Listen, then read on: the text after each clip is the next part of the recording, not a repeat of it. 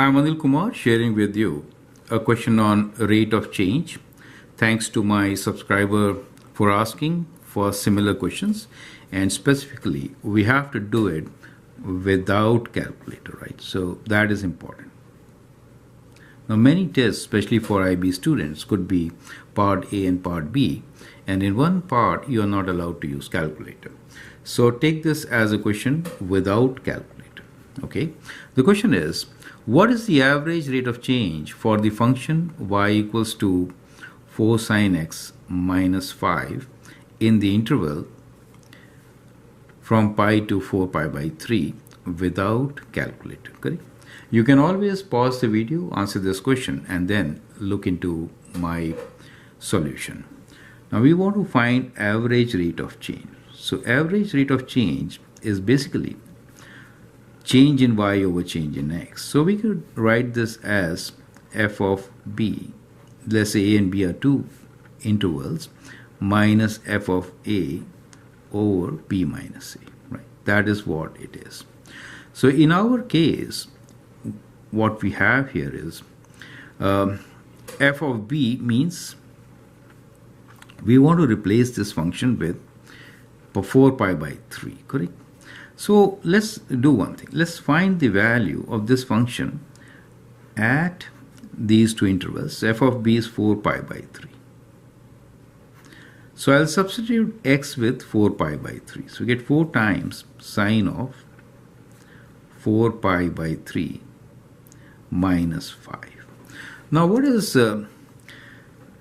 sine of 4 pi by 3? So let's look into this part.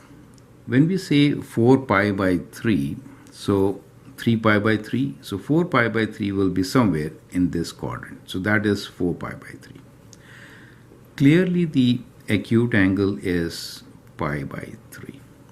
So if you have to get this value, you could just look into the special triangles. So the idea is to equip you with all what you need to solve this without calculators. So this angle, if it is pi by 3 or 60 degrees, as some of you will relate to, then that is the situation.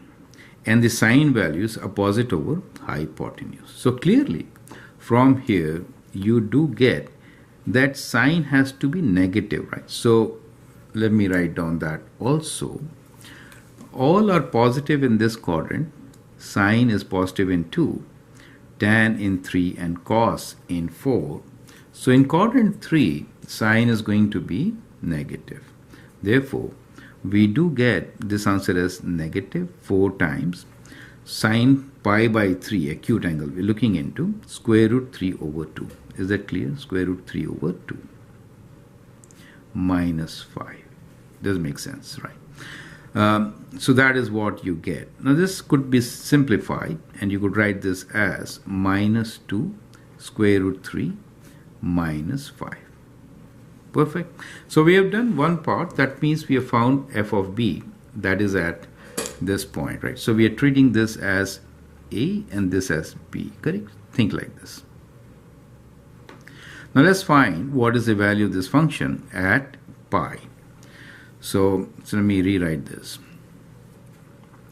So if I write f of pi, let me write here itself, I do get sine 4 times sine pi minus 5.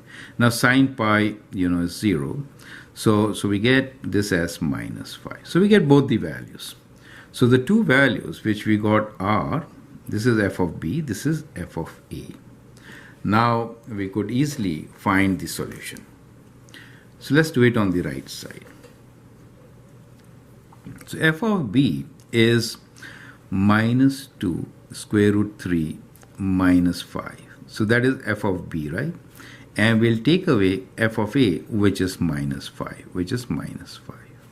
divided by b minus a, which means 4 pi by 3 minus pi. Is that clear? So that becomes the average rate of change. Now in the numerator, we clearly get rid of this minus 5 and do get minus 2 square root 3. Now the denominator part. So you have to take common denominator. So we do get 4 pi minus 3 pi over 3, right? So that gives you minus 2 square root 3, and this portion could be written as 4 pi minus 3 pi is pi over 3, which is same as, we'll take this on the numerator side. So we get minus 3 times 2. Let me write here 3 times, or we could write this as minus 3 over pi 2 square root 3. Now I'm doing all this since some students get really confused at this point. Looking at the comments which I received, those are important things to consider. So we get minus 6 square root 3 over pi. Does make sense to you, right? So that is what is our answer. So it is negative, and it does make sense since you could relate it with the sine graph. So basically it is a sine graph which is moved up 5 units, vertically stretched kind of. If I write x equals to 0, in that case, it will be just minus 5, correct? I should have drawn the, let me make the axis kind of like this. So I'll just change the axis now. Okay, so let's do like this, correct? So let this be minus 5. Let this be minus 5, correct? So if x is 0, we get minus 5, amplitude being at 4. So we're looking for a graph which is kind of like this. Do you see that? So that is the kind of graph, and the points which we are looking into, they are kind of like this. So one of them is at pi, which is here. The other one is here. So we are looking for a tangent line, which is kind of like this. So this is the situation. Negative slope, it does relate to it. So I hope you understood the concept. The whole idea is to see how to approach this question and also check that negative value makes sense, right?